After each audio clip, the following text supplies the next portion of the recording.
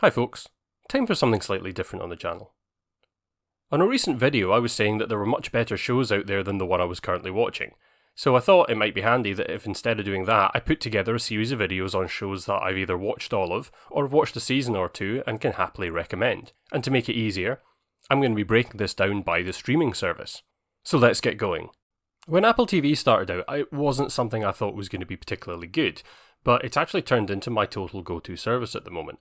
And I will note here, I'm not sponsored by anybody on this video, so this is my genuine, raw, unvarnished opinions. I was lucky enough to get a free year of Apple TV because I bought an iPad, and I basically have never cancelled it since. So if you get the chance to try an extended free trial on something like that, just dive in because you can probably binge a lot of the best stuff in only a couple of months. So what were the really good shows? First up, Severance.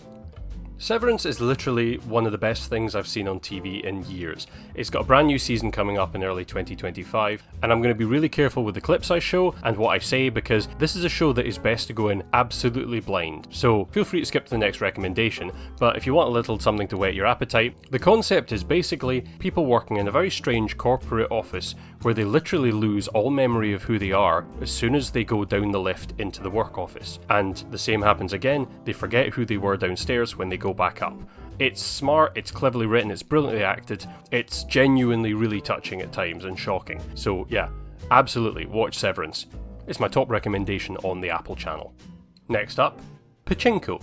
Now, maybe you don't know it, but Pachinko is like a strange Japanese slot machine with lots of little balls that randomly fall down through strange pathways that you can win some money at the bottom, but it's really a game of complete random chance, which is kind of fitting, because Pachinko the show is actually a beautiful generational drama about a Korean family who live in Japan, and it all follows Sunji, and she's a teenage girl growing up in 1910 Busan. But the show also follows her as an elderly woman in the 1980s, and basically it jumps about telling her life, and both her story and her family members, over all the years during the 20th century. And not only that, but the whole show is shot in multiple languages, and actually uses different coloured subtitles to let you understand how the characters' language use changes over times and depending where they're living. So, for example, as they live in Japan, they start adding more Japanese words to what they're saying.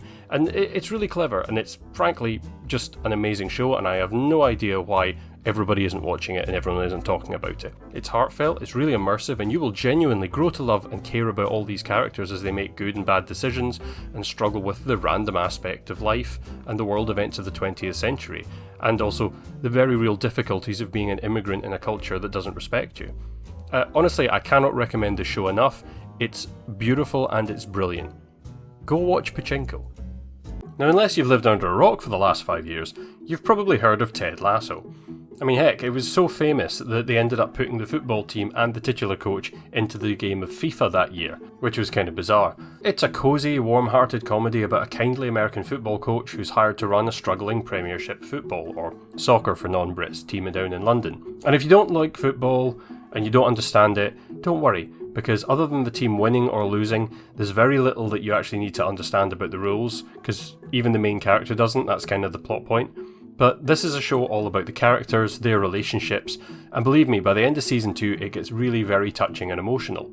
The third season isn't quite as good, but it's still a decent close to the story, and it ties up most of the loose plot threads as well. It's one of the few shows on Apple TV that's already finished, so if you want something that's a whole story, then sit down and you can binge it. This could be the one for you.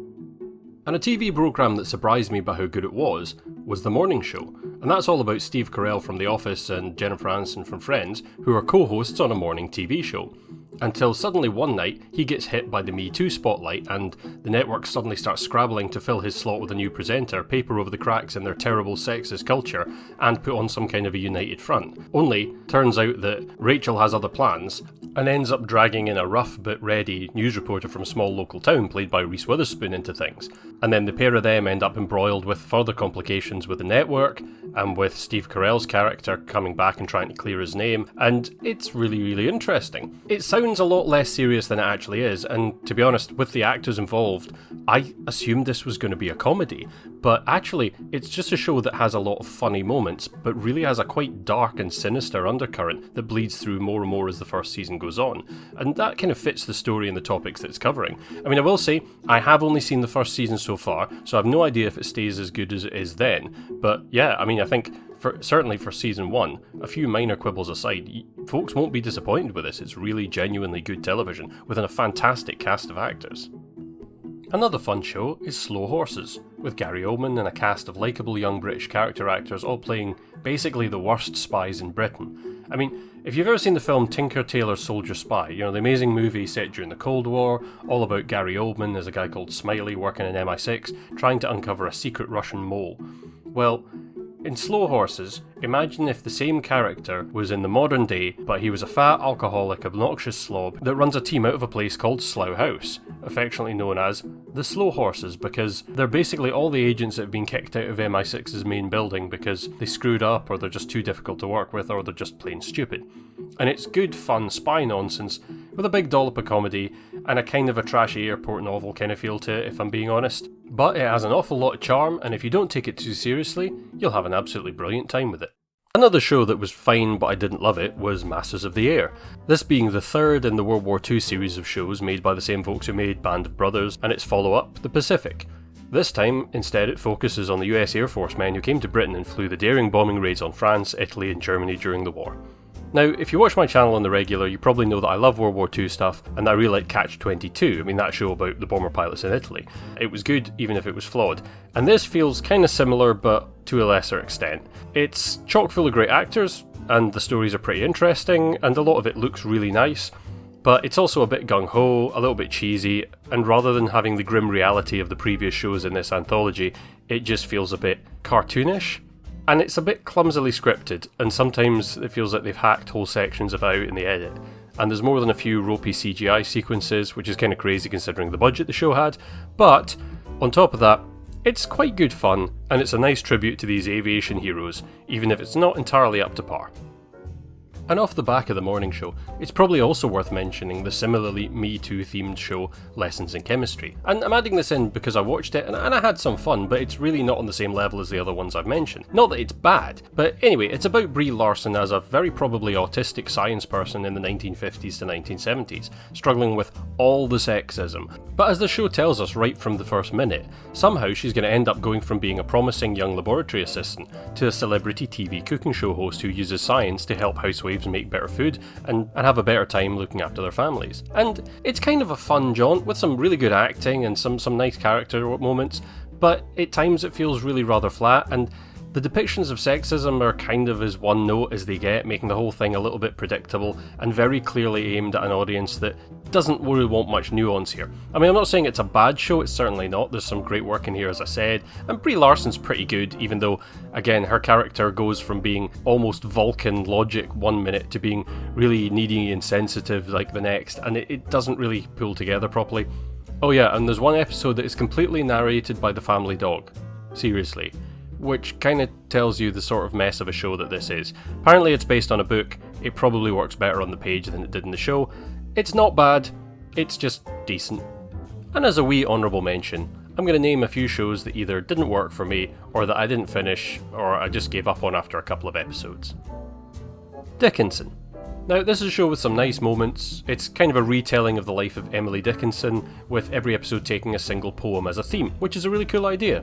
Only the show's kind of acted and written in a weird mishmash of sort of modern teen drama and period show, and it's shot for what feels like a kind of modern TikTok audience. I managed my way through the first season, but it was a bit of a chore, and after I got to the end, I was done. But, your mileage may vary. Mythic Quest. This is a comedy about a company making a kind of World of Warcraft style computer game, and I just didn't find it funny. It's a comedy that didn't make me laugh. Might be my sense of humour, or maybe it's just the writing doesn't really work for me, but yeah, I gave up after 3 episodes. It might work for you. I think it's by the same people that made Always Sunny in Philadelphia, so if you enjoy that, you might enjoy this. Foundation. This is based on one of the most famous sci-fi novel series by Isaac Asimov, and it's a staggeringly beautiful show, like really gorgeous, and I actually considered reviewing it when it came out. But it's also one that's kind of a colossal mess of bad writing, but daft ideas and incoherent nonsense. And I don't really blame the cast, they do their best, especially Lee Pace and the other two who play the immortal trinity of emperors constantly being recloned across time.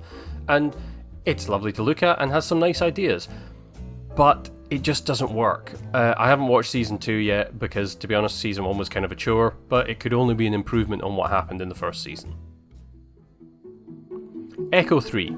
Now, this is kind of a tough guy Rambo action movie sort of story about a pair of elite Delta Force guys who are related through marriage, but then the wife of one of them, who's the sister of the other, gets kidnapped in South America, all because her husband put a military grade track in her bag and they think she's a member of the CIA. Yeah, so this pair decide to call in every favour to try and get her back, and doing illegal stuff and then working with foreign governments. And it's kind of a strange one. Apparently it's a remake of an Israeli TV show, and I'm not sure that it survived the adaptation to being set in America.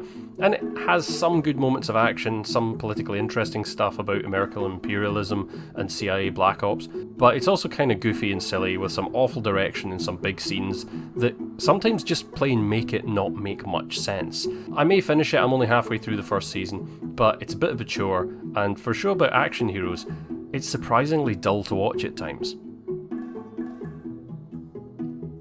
The Buccaneers. Okay, this is about some rich American girls deciding to marry some British lords, and it's a cheesy Bridgerton-esque show with lots of heaving bosoms, ballrooms, people riding horses and carriages and swooning, and it's just unfortunately not quite up to snuff. I mean, and I say that as somebody who watched and enjoyed Queen Charlotte and has seen some of Bridgerton. This, it's just not on the same level. You might enjoy it if you just want a piece of cheesy fluff with people in corsets and fancy dresses. Calls. This is a series of audio stories told in the form of phone calls with a voice cast of pretty much top Hollywood actors. Some of the stories are sci-fi horrors, one's about a guy who keeps finding every time he phones home more and more time has passed. Another one's like a silly comedy about somebody hiding a bag in their house. But yes, it's all pretty interesting, and I got about 3 or 4 episodes in, I just haven't had time to finish it, which is crazy because the episodes are all fairly short, they're all like 5 to 10 minutes long, so yeah, check it out, might be your thing. It's all written and directed by the guy who made Alien Romulus, so give it a shot.